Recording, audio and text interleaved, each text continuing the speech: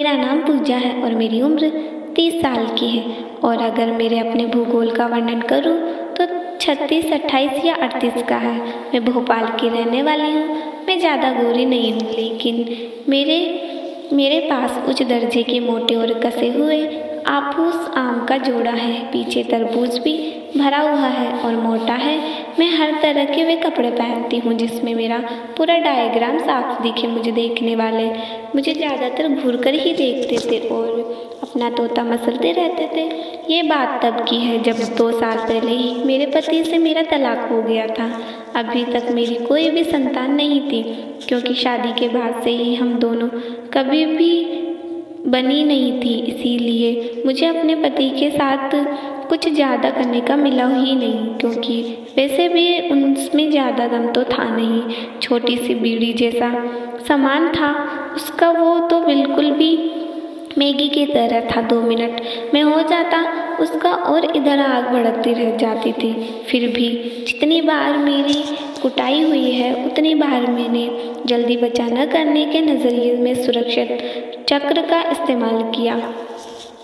पति से अलग होने के बाद भी मुझे रहने खाने की कोई दिक्कत नहीं थी। अब मैं अपना अलग अलग घर लेकर अकेली रहती थी। अपनी मर्जी से किसी का भी करना पसंद आने पर उसको ले लेती थी। इस दौरान मुझे पीछे के बड़े मटके में पानी भरवाने में भी मज़ा आने लगा था। एक दिन मेरे कॉलेज की एक बेस्ट फ्रेंड सपना का कॉल आया। बहुत दिनों के बाद आज उसकी कॉल आई थी। उसने मुझसे बात की और बताया कि इसी माह उसकी शादी है। मैंने उसे बधाई दी। उसने मुझसे कहा कि शादी में ज़रूर आना है, मगर तुमको मेरे घर शादी के लिए थोड़ा जल्दी आना है, क्योंकि मैं उसकी सबसे अच्छी सहेली हूँ। इसीलिए वो मुझे पहले अपने घर बुला रही थी। इसीलिए मैंने हाँ कर दिया। वो मुझे रोज़ कॉल करने लगी कि तेरा कब आने का बना है, जल्दी आ जाओ। मैं हर बार कह देती थी कि हाँ, मैं 1 हफ्ते पहले ही तेरे पास आ जाऊँगी। एक दिन फिर उसका कॉल आया कि अब बस 1 हफ्ता ही बचा है। तो आने की कह रही थी कि 1 हफ्ते पहले आ जाऊँगी, तो अब आ जा। अब 1 हफ्ता ही वो होता। मैंने उसे बोला ठीक है, मैं शाम तक निकलती हूँ। इसके बाद मैंने अपना सारा सामान पैक किया और शाम को मैं अपने घर से निकल गई। बस स्टैंड में बस पकड़ी और अगले दिन सुबह उसके घर पहुंच गई। बस अड्डे पर वो खुद मुझे लेने आई थी। जब मैं उसके घर पहुंची तो उसने मुझे सबसे मिलवाया। फिर मेरा एक बस अड्डे पर वो खुद मुझसे मिलने आई थी। मैं उसके घर पहुंची तो उसने मुझसे सबसे मिलवाया और मेरा सारा सामान एक कमरे में पहुंचा कर बोली, ये तुम्हारा रूम है, तुम अपना सामान लगा लो, मैं कुछ काम करके बाद में आती हूँ। मैं अपने रूम में चली गई और सामान आदि बिना खोले कुछ देर के लिए सो गई। रात भर का बस ये सफ़र किया था तो मुझे थकान सी थी। जब मैं उठी तो शाम हो गई थी। मैंने नहाकर एक सादा सा सलवार सूट पहन लिया था। मेरी सलवार तो नॉर्मल थी, लेकिन ऊपर का कुर्ता एकदम फिटिंग का था। मुझे वैसे ही फिटिंग कपड़े का पहनना पसंद था। मेरा ये कुर्ता छोटा था, लेकिन उसमें गला काफ़ी खुला हुआ था। पिंजरे में कैद जंगली कबूतर बाहर आने को मचल रहे थे। बहुत कुछ बाहर को नजर आ रहे थे। फिर मैं तैयार होकर जैसे ही नीचे गई तो सपना ने मुझे अपने पास बुलाया। वो बोली, मुझे अपनी शादी के कपड़े दिखाने लगी। सामने सपना के पापा बैठे हुए थे। मुझे नहीं मालूम था कि वह सपना के पापा है। उनका मुझे देखने का नज़रिया कुछ गड़बड़ था। अंकल शिकार की निगाहों से मुझे अपनी जंगली कबूतरों को ही ताड़ रहे थे। जब कुछ देर बाद वहाँ से चले गए तो मैंने उनसे बारे में पूछा तो उसने बताया कि वो उसके पापा है और उनका नाम संजय है। पापा आर्मी में कर्नल थे, मगर अब रिटायर हो चुके हैं। अब घर पर ही रहते हैं। इसी तरह से सब कुछ चलता रहा। सारा दिन सपना के पापा मुझे घूरते रहे, मज़ा लेते रहे। शाम को खाना आदि हुआ और रात को सब सोने के लिए अपने कमरों में चले गए थे। मैंने एक नाइटी पहन ली और बिस्तर पर लेट गई। मुझे उस रात नींद नहीं आई थी, क्योंकि मैं शाम को ही तो सोकर उठी थी। इसीलिए मैं मोबाइल खोलकर कहानी का मज़ा लेने लगी। मुझे कुछ होने लगा तो मैंने कबूतरों के साथ खेलना शुरू कर दिया और नीचे अपनी मीना को भी छेड़ने लगी थी। जब झरना बह गया तो मैं सो गई। अगले दिन सब नॉर्मल रहा और शाम को खाने के बाद मैं अपने रूम में चली गई। आज मैंने एक दूसरी नाइटी पहन रखी थी, ये रेड कलर की फ्रॉक नुमा नाइटी थी जो न ऊपर ठीक से संभाल पा रही थी और न ही नीचे से।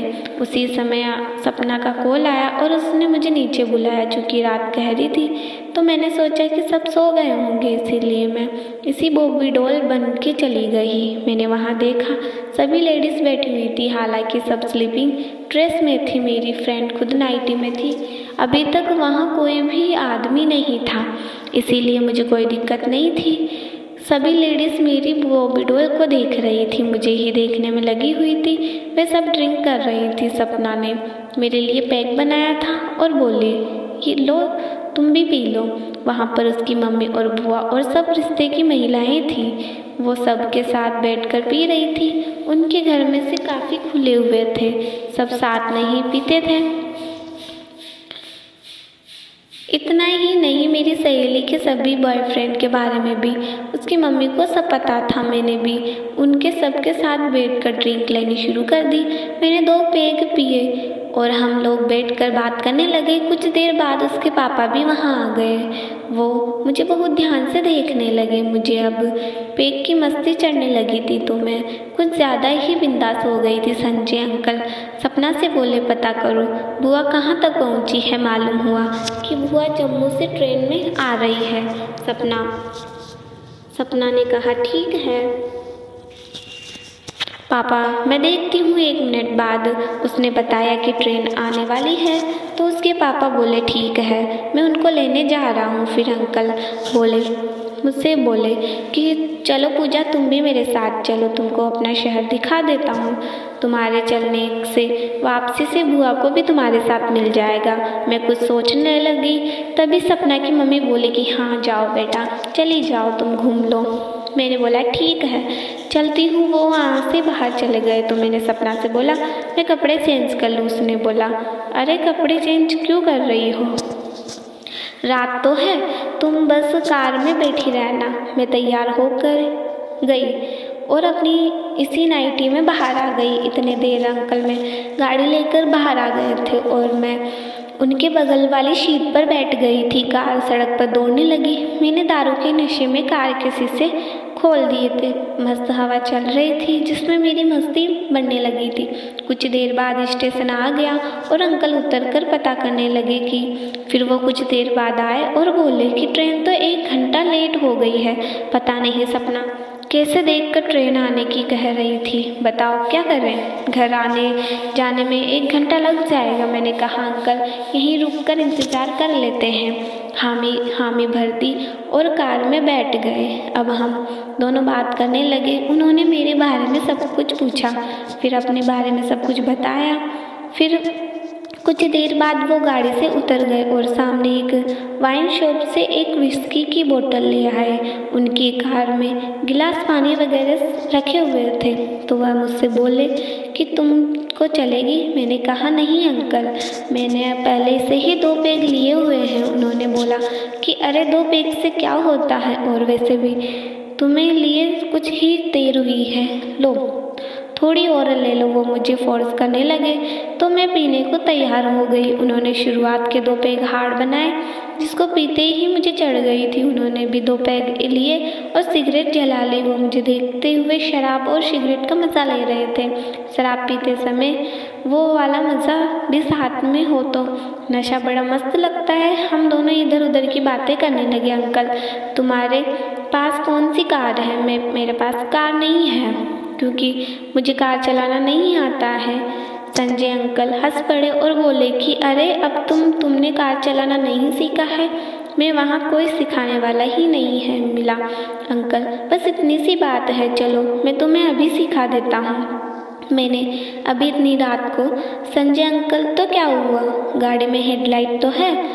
अरे अंकल मैंने पी रखी है, कहीं गाड़ी ठुक गई तो। अंकल बोले तुम उसकी चिंता मत करो और अपनी सीट से बाहर निकलकर इस तरफ आ जाओ। मैंने वैसा ही किया और उनकी तरफ जाकर खड़ी हो गई। संजय अंकल बोले, आओ मेरे साथ ही बैठ जाओ, अगर कुछ होगा तो मैं संभाल लूँगा। मैंने सोची कि कार की सीट में बगल में तो इतनी जगह होती है, नहीं है तो क्या मुझे उनकी गोद में बैठना पड़ेगा। मैं समझ गई थी कि अंकल चिड़िया मारने के लिए मेरे साथ ये सब कर रहे हैं। तभी संजय अंकल ने मेरा हाथ पकड़ लिया और मुझे खींचकर अपनी गोद में बिठा लिया। मैंने भी कुछ नहीं बोला और बैठकर चली गई। अब संजय अंकल मुझे ने ब्रेक लगवाकर और गियर और सब चीज़ों के बारे में समझाया और फिर गाड़ी स्टार्ट करके मुझे चलाने के लिए बोला। मैंने भी धीरे धीरे एक्सीलेटर छोड़ा और कुछ दूर चलने के बाद सुनसान एरिया आया तो मैंने एकदम से रेस ले ली थी। तभी संजय अंकल ने तुरंत ब्रेक मारा।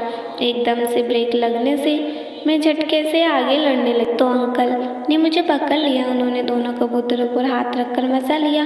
तभी गाड़ी रुक गई। कार रुकने के बाद अंकल ने दोनों कबूतरों से अपने हाथों को नहीं हटाया। मैंने भी कोई विरोध नहीं जताया तो वो धीरे धीरे कबूतरों से खेलने लगे। मैं भी नशे में थी तो मुझे भी अब मज़ा आने लगा था। मैं निढाल होकर टेर हो गई थी। अब वो पहले तो पिंजरे के ऊपर से कबूतरों को खेल रहे थे, पर जब देखा कि कोई आपत्ति नहीं है और मुझे भी अच्छा लग रहा है तो पिंजरा खोलकर दोनों कबूतरों को बाहर निकाल लिया और खेलने लगे। अंकल की इस हरकत से ने तो माहौल बना दिया था, गरम कर दिया था। कुछ देर बाद उन्होंने अपनी सीट पर एकदम पीछे सरका ली और पूरी खोलकर नीचे बिछा दी थी। अब अंकल ने खुली किताब को सीट पर बिछा दिया था और खुद ऊपर आ गए थे। वे एक हाथ से मेरे नीचे को उठा दिया था। पहले तो अंकल ने सारा पर्दा हटा दिया और फिर के छत्ते में मुँह के कर शहद चाटने लगे। मैं तो बस अब आंख बंद करके इस सुख का मजा ले रही थी। फिर संजय अंकल सीट पर लेट गए और दोनों खिलाड़ी 6-9 की पोजीशन में थे और शटल को खेलने के लगे। संजय अंकल का बल्ला एकदम गधे के जैसा था। कुछ देर के वार्तालाप के बाद संजय अंकल ने मुझे झटके से ऊपर बिठाया। मैंने अभी संभल पाती उससे पहले गनगनाता बाबूराव जनता एलोवेरा की गुफा में प्रवेश कर गया था। उसने गुफा के अंदर भूकंप सा ला दिया था, सारी दीवारों को हिलाकर रख दिया था। मेरी तो आंखें बाहर आने को हो गई थी, लेकिन अंकल दबादब रोंदने लगे थे। कुछ देर तक तो गुफा में खेलने के बाद संजय अंकल ने मुझे मटके में पानी भरवाने को कहा तो मैं फ़ौरन मान गई। मुझे खुद भी इतना मस्त हैंडसम अपने मटके में का मन कर रहा था। अब पीछे की सीट पर खेलना शुरू हो गया।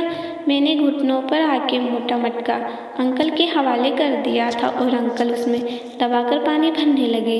लटकते पपीते लहराने लगे तो अंकल ने उन्हें थाम लिया। आधा घंटे की रेल पर मेल के तूफान के साथ पड़ा। मैंने अंकल से एक सिगरेट मांगी। हम दोनों ने एक ही सिगरेट से मजा लिया और कार वापस स्टेशन के करीब आ गई थी। संजय अंकल स्टेशन के अंदर चले गए थे और मैं कार में बैठी उसकी जन्नत की शेर को एक बार फिर से याद करने लगी। अंकल वापस आए तो भी अकेले ही थे। बोले, यार अभी तो आधा घंटा है और लेट हो रही है। मुझे देखने लगे। मैं समझ गई कि अंकल एक बार से फिर अपने रेलगाड़ी चलाना चाह रहे हैं। प्यास तो मेरी भी नहीं बुझी थी अभी और फिर आधा घंटा टाइम पास भी तो करना था। मैंने कहा, आ जाओ अंकल, अंदर खेलते हैं फिर से एक बार और अंकल अंदर आ गए और इस तरह मैं उनकी गोद में बैठकर उछल के खेलने लगी। 15 मिनट उछल कूद करने के बाद दोनों बरस पड़े और माहौल शांत हो गया।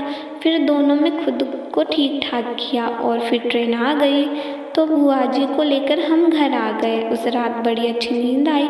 अंकल ने खूब तरीके से बजाया था तो दोस्तों मज़ा आ गया था। इसके बाद पूरी शादी में मुझे 5 और डंडे मिले जिनके साथ मुझे डांडिया खेलने का मौका मिला।